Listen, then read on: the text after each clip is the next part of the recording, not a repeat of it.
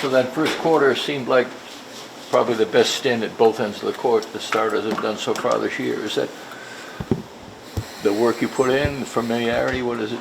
For sure. I mean, we really wanted to set the tone early.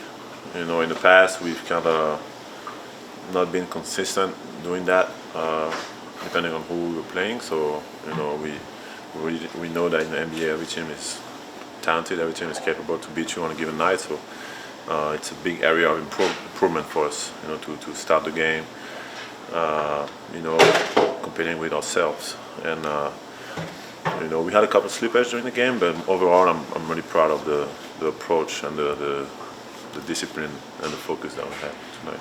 What are some of the spacing differences that you're working through with Julius on the floor in that unit specifically? I mean, knowing that he's a guy that's going to attack, put a lot of pressure on the rim with the ball in his hands. So try to be in a spot when I'm not in his way, and when also he's able to find me if my man helps, you know, and or if someone collapses, find the shooter. So every game's been an opportunity to get better at it, you know, to find our rhythm. And you know, we got a long way to go, but it's fun. It's fun to watch him work, and you know, he's a really good passer too. So he's going to be able to find his teammates most of the time. Rudy, things were getting a little dicey there in the end of the fourth quarter as the lead was kind of going away. You got that offensive rebound, and then that block. I know you've talked about like winning time and clicking a gear, but when you're on like the free throw line standing there, you're like, do I need to get this offensive rebound here? Are you like tactically thinking about injecting energy into the game at that point? For sure. I mean, it's about being in the moment, you know, controlling what you can control, you know, and we had couple bad stretches right before that, so I try to just do what I do, you know, and do it at the highest level when we need it the most, and you know.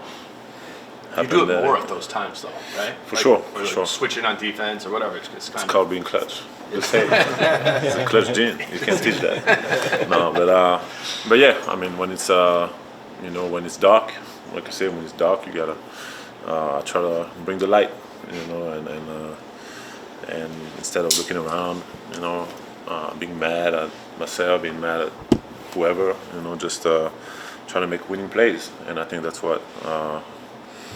You know, I think that's a way of impacting winning. There were 4 different guys who threw your lobs tonight.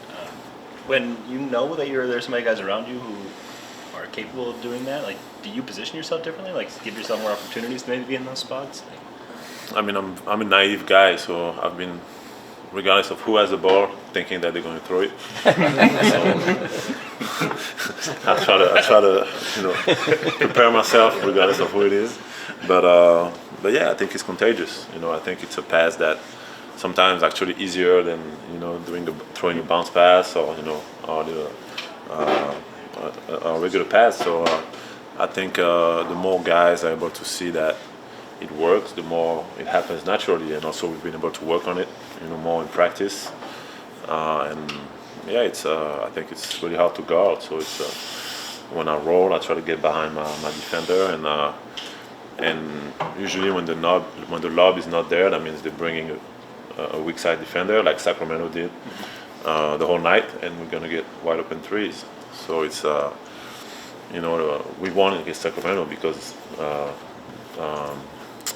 Ant was able to make the right play, you know, down the stretch, finding the shooters in the corner. So that's you know, that's the way we want to play, and defense is gonna have to make decisions. How many times in your career do you have a double block like that?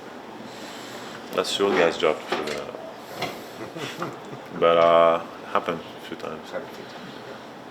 Do you think you'll be playing on ball more and lurking less this season? And if so, how is that adjustment for you?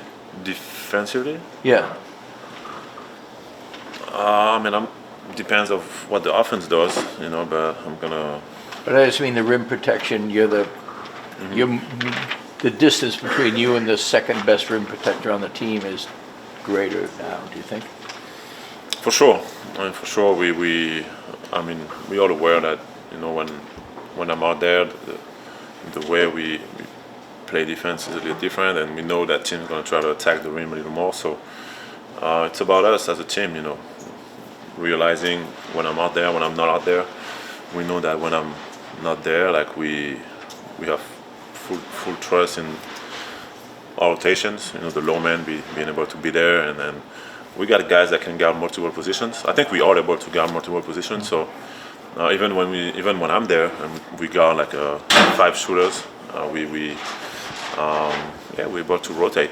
That's the thing we work on every day. We've been working on for the last few years, and I think we're getting more and more comfortable doing this. So it's we have a defensive-minded team, and it's going to be 48 minutes. Is that why the team is giving up more cuts recently, is because you guys are working on rotations in their seams? I think teams are going to try to exploit our weaknesses, and I think we've given up a couple too many, back cuts, and teams going to watch film and point that out. So it's on us to clean that up. It happens every game, so we clean that up.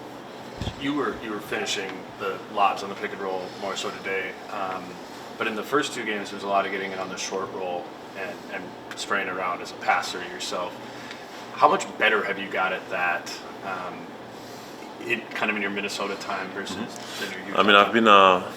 I've got a lot better every year, and it's a big point of emphasis in the work that I put in my individual work, being able to finish to contact, being able to be patient with the ball, read what the defense does, and I think it's going to be more and more situations when I'm being put in that position, and I think it's a great weapon for our team. Being able to put pressure on the rim, being able to find my shooters and make good decisions. It's like everything else in basketball is about quick decisions, but it does seem like the guys who are best in the short roll are very patient and deliberate. It is. You got to find a balance between being patient and aggressive, and then for me, it's just about making the right decision. And I've always been able to see, kind of like find the shooters, but now I think being able to be even more poised and being able to also punish, whoever is there as a low man, is the next step for me. What do you think of that lineup that started the second and fourth quarters tonight? Maybe what's the potential for that group? I think that's a great lineup. I've been telling coach that I'd like to play come out earlier in the first and then come back, play with the second unit more. I think it's great for me to be able to also play with guys like Joe and play with more Nikhil, Naz, all these guys, and I think it's when we can really also punish teams. I remember in Utah when we were doing that. We were bringing back me and Mike in the second unit, and it was always a great advantage for us. Thank you. Thanks, Rudy.